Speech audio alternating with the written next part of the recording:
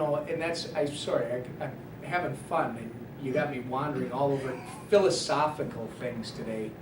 But when you say conservative, you know what? If that's what I am, I'm proud to be conservative. But I never viewed myself that way. And people like to say conservative means extreme.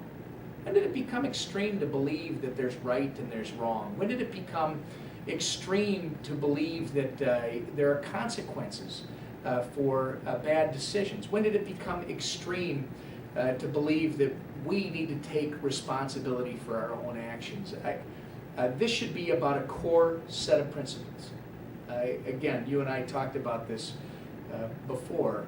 I believe in smaller, more efficient government. I believe in individual liberty and economic freedom. It's very simple when you put them in those terms.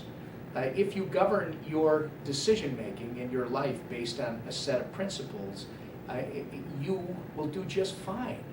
Here's where people get into trouble, and I think it's politicians. As soon as they get to office, when they become more concerned about their next election, when they become more concerned about the job that they want to be in, then they lose sight of what they're supposed to do.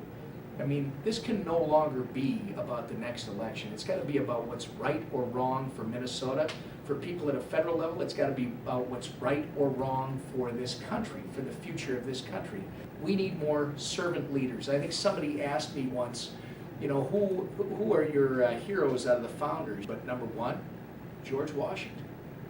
Because think about it. George Washington could have been king.